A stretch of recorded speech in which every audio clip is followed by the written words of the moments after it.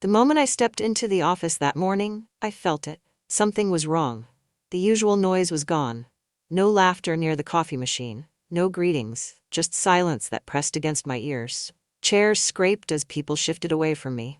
Eyes dropped to screens too quickly. I sat at my desk and logged in, pretending everything was normal. My hands felt stiff.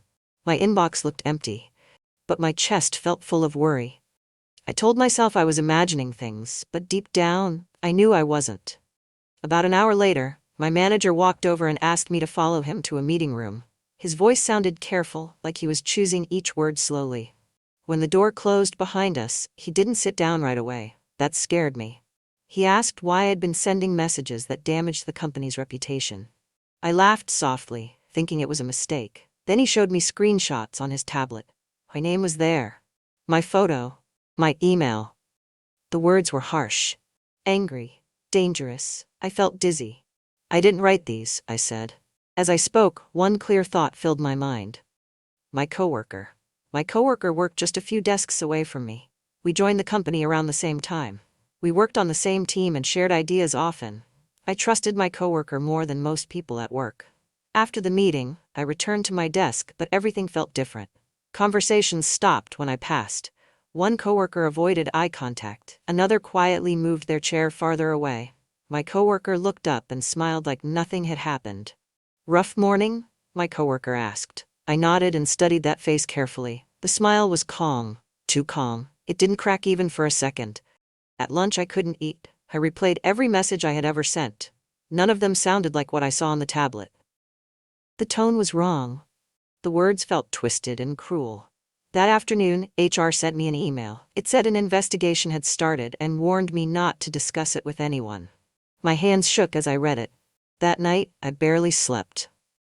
My mind raced with questions. What if no one believed me? What if the lies spread faster than the truth? I opened my laptop and checked my sent messages again.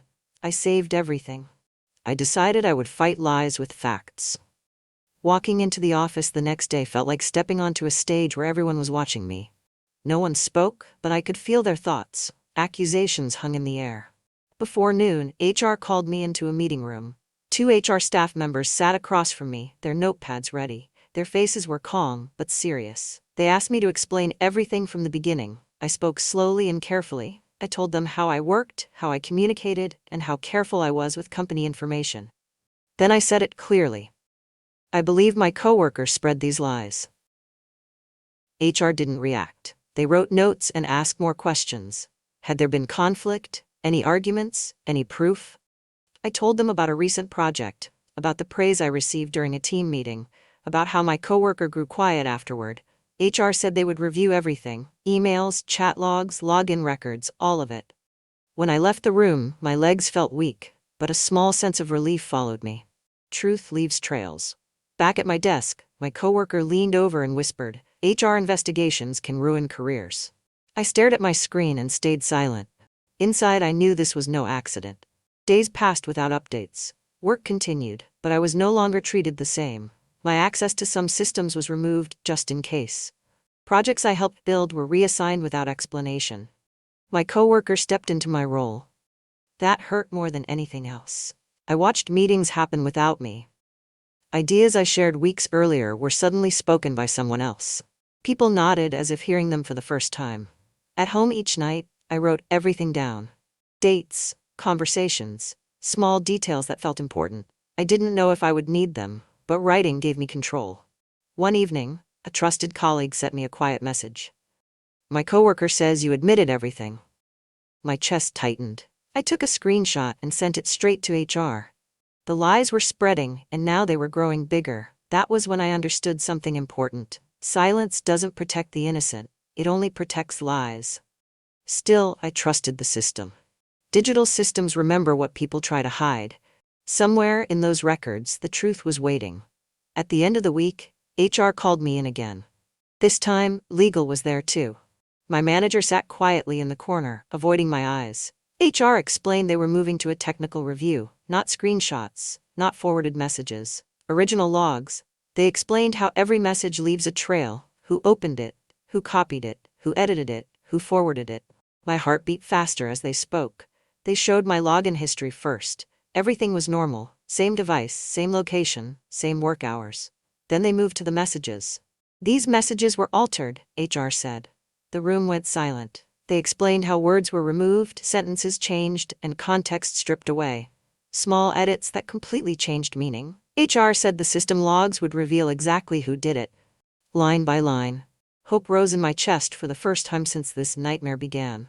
The next day, HR displayed the message logs on a large screen. Plain text, no emotion, just facts. They read slowly. Each altered message followed the same pattern. Original message copied, edited, forwarded. Every single time it came from the same account. My coworker's account. They showed timestamps matching my coworker's work hours, device records matching my coworker's computer. No opinions, no guesses. Just the truth. My manager leaned forward. Legal stopped taking notes. I felt tears burn my eyes, but I stayed still. Relief was stronger than fear now. HR said there would be one final meeting. With my coworker present? I nodded. I was ready. The final meeting happened the next morning. My coworker arrived late, eyes darting around the room. The confident smile was gone. HR went through everything again. Calmly, clearly, line by line. When asked to explain, my coworker stumbled. Excuses spilled out. Pressure, fear, jealousy. The truth broke through the lies. I stayed silent. HR asked my coworker to leave the room. Then they turned to me. They apologized. That apology lifted a heavy weight from my chest. They told me my record would be fully cleared. Consequences would follow. I stood up, steady. The truth had won. The office changed quickly after that. My system access returned. My projects were restored. HR sent a formal letter clearing my name. My coworker was placed on leave. People avoided my eyes again, but this time from shame, not doubt. My manager apologized. I accepted it, but I remembered how easily silence had turned into judgment. As I sat at my desk, I took a deep breath. The air felt lighter. The lies were gone, but the lessons stayed. After HR cleared my name, the office felt unfamiliar. Everything looked the same, but I felt different inside. People smiled again, but their smiles were careful. Conversations stopped when I joined, then slowly started again. Trust does not return all at once. It comes back in pieces. I focused on my work and avoided unnecessary talk. I did not want pity. I wanted normal. My manager checked in on me more often now. He asked if I was okay, if I needed time. I told him I was fine, even though part of me was still tired. HR sent out a company-wide message about professionalism and honesty.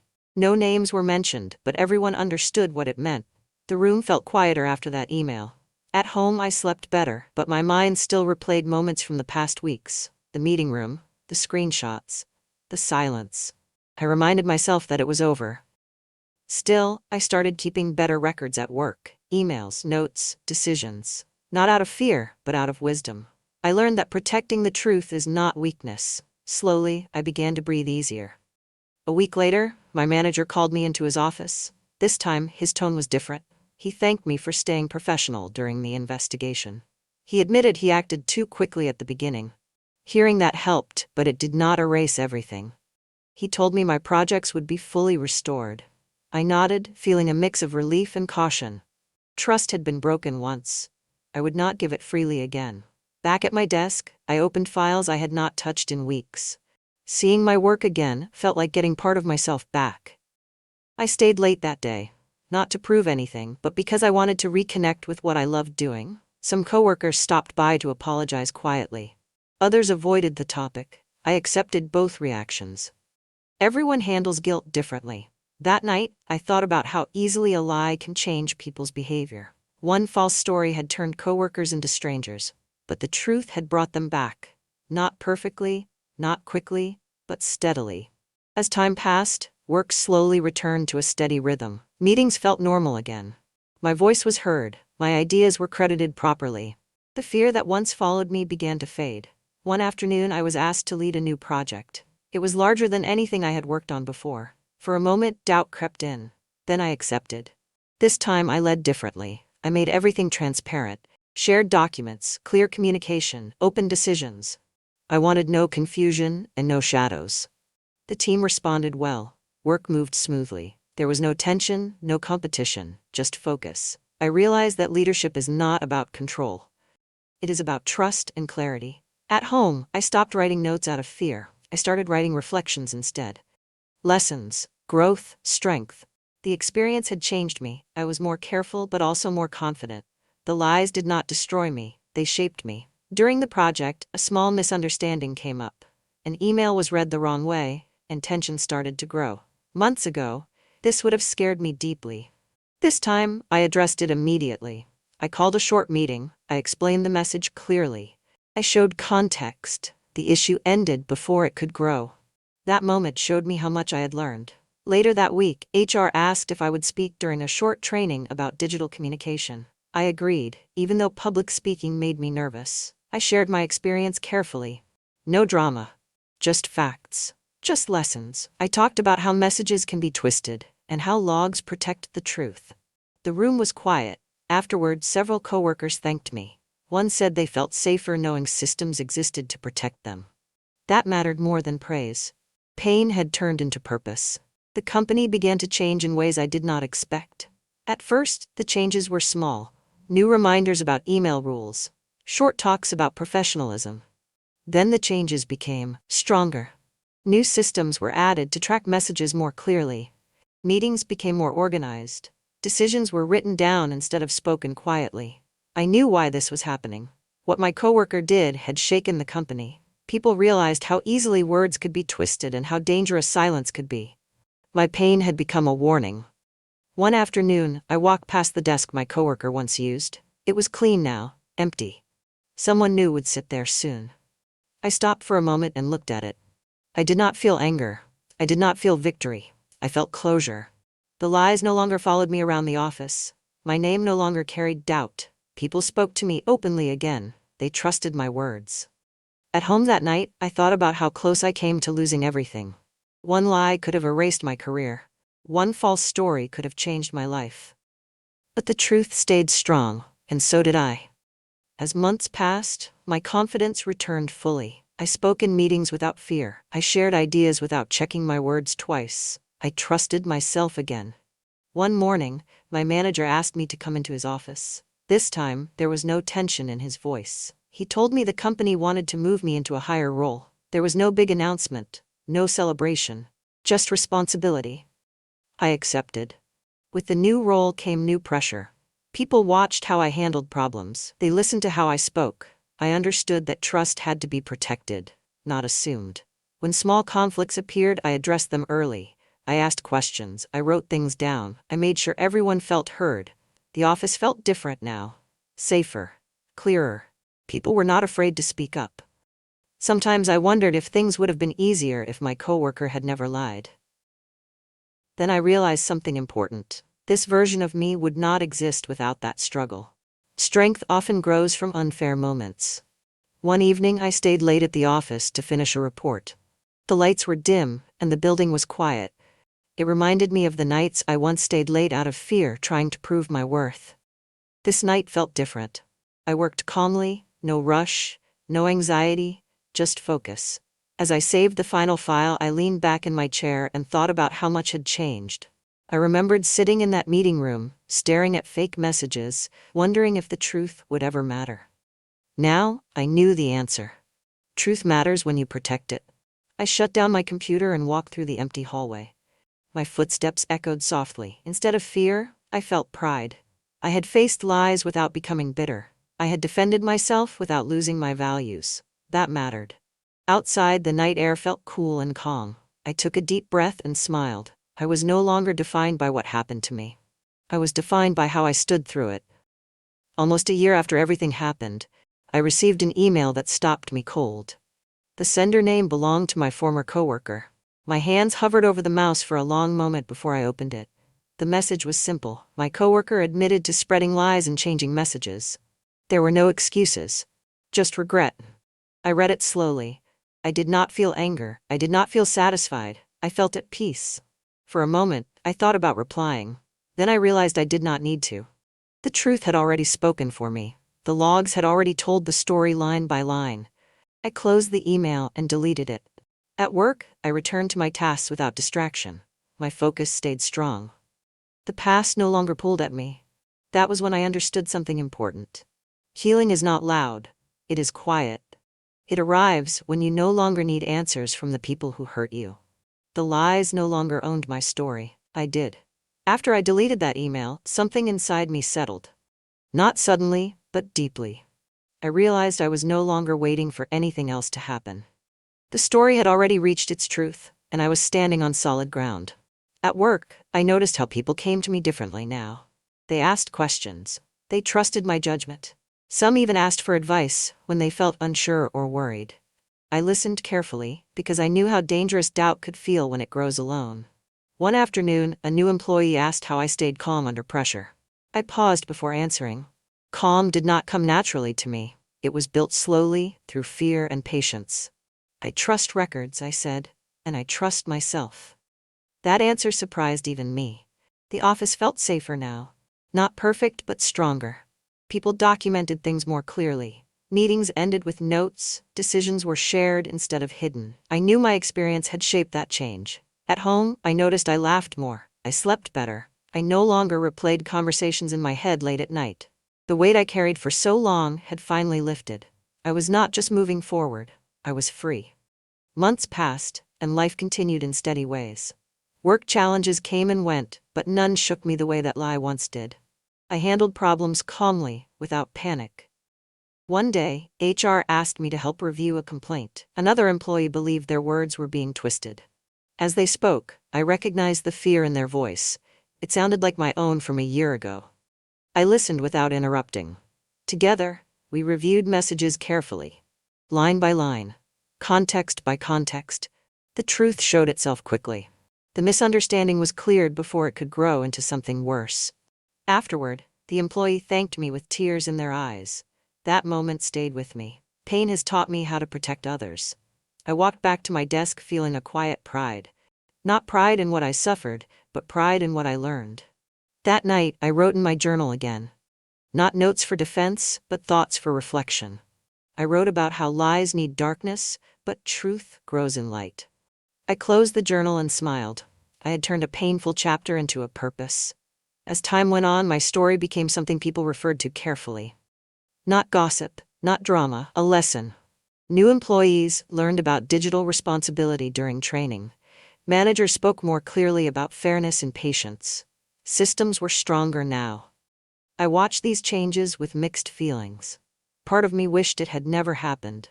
Another part knew the company was better because it did. One afternoon, I walked past the conference room, where I was first accused. I stopped outside the door for a moment. The memory was sharp, but it no longer hurt. I took a deep breath and kept walking. That was growth. At home, friends noticed the change in me. They said I seemed more grounded, more confident. I realized they were right.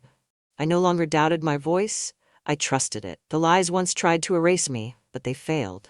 They only showed me how strong truth could be when it stands firm. I had learned that lesson deeply. A year later, the company held a small leadership meeting. I was invited to speak about integrity and communication. Standing in front of the room, I felt calm. I shared my experience without anger, without blame. Just facts and lessons. I spoke about how quickly lies can spread and how slowly trust heals. The room stayed quiet. Afterward, one executive thanked me. He said stories like mine mattered more than policies written on paper. That stayed with me. Later that day, I received recognition for leadership. No loud applause, just sincere words. That meant more. Leadership, I learned, is not about control. It is about creating safety. I went home that evening feeling complete. Not because everything was perfect, but because I had found peace in imperfection. I kept a notebook in my drawer at work, but it was no longer the same one I used during the investigation. That old notebook was filled with fear and defense. This one was different. It held lessons. Every few days I wrote in it, not because I was scared, but because I wanted to remember what clarity felt like. I wrote about moments when I chose calm instead of panic, when I spoke clearly instead of staying silent, when I trusted myself even if others hesitated. Sometimes I read the earlier pages and barely recognized the person who wrote them. That person was always watching over their shoulder, waiting for another lie to appear. That version of me survived something unfair, and I respected that strength. At work, I noticed how people treated words more carefully now. Emails were written with clearer meaning. Meetings ended with shared notes. People asked questions instead of making fast judgments. The culture had changed, and I knew my experience played a part in that. That knowledge did not make me proud in a loud way. It made me grateful. I had learned that truth does not rush, it waits. And when it arrives, it stays. Time moves forward quietly, the way it often does after something painful ends. New projects replaced old ones. New faces filled desks that once felt heavy with memory. The office kept breathing, and so did I.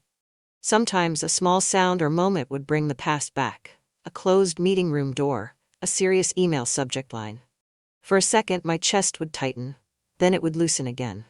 I reminded myself that I was safe now. I handled challenges differently than before. When problems came up, I asked questions early. I documented decisions. I stayed calm even when others felt rushed. People noticed and followed that example. Outside of work, life felt fuller. I slept deeply. I laughed easily. I stopped replaying old conversations in my head late at night. The fear that once followed me everywhere no longer had a place to sit. Healing, I learned, does not mean forgetting. It means remembering without pain. The lies that once tried to define me were now just part of a story I told with strength instead of fear. Over time, my story became something people mentioned carefully. Not as gossip and not as drama. As a lesson. New employees heard about it during training sessions. Managers used it as an example of why patience and proof matter. One afternoon, a coworker told me my experience helped them speak up when they felt misunderstood. That stayed with me. It reminded me that pain can reach beyond one person. I thought often about how close I came to losing my voice, how easily the lies could have erased my work and my reputation. That thought never scared me anymore. Instead, it reminded me why truth matters so much. I trusted myself fully now, my instincts, my words, my memory. That trust was hard-earned. No false message could take it away. No whisper could shake it. I had learned to stand still and let facts speak. To wait when waiting was hard. To believe that honesty leaves marks deeper than lies ever can. That belief became part of who I was. Sometimes I imagined the message logs still sitting quietly in the system, unchanged and patient. Lines of data waiting to be read if needed. They felt like silent witnesses. Those logs told the story clearly when people could not. They showed who copied messages, who edited them, who forwarded lies and hoped no one would look closely. I thought about how easy it is to twist words and how hard it is to undo the damage. Then I thought about how powerful truth becomes when it is protected. The lies tried to erase my name from the company's trust. They almost succeeded. But the truth wrote it back slowly and clearly. Line by line. That image stayed with me. I had learned that truth does not need anger to win. It only needs patience, light, and someone willing to stand firm while it works. I stood firm. And the truth stood with me. When I look back on everything now, the memory no longer feels sharp. It feels clear. At the time, the lies felt bigger than my work, bigger than my voice, and bigger than my future. I remember sitting alone at my desk wondering how something I did not do could threaten everything I had built. That fear was real, and it stayed with me longer than I expected. My coworker spread lies about me with confidence, believing no one would look closely. Those lies moved fast. They changed how people treated me. They almost changed how I saw myself. But lies are careless. They forget that systems remember. HR reviewed the message logs line by line. They did not rush. They did not guess. They followed the truth patiently until it showed itself. Each record told a piece of the story, and together, they spoke louder than any accusation. When my name was cleared, I felt more than relieved. I felt strength. I had stood still while the truth worked. I had trusted facts over fear and patience over anger.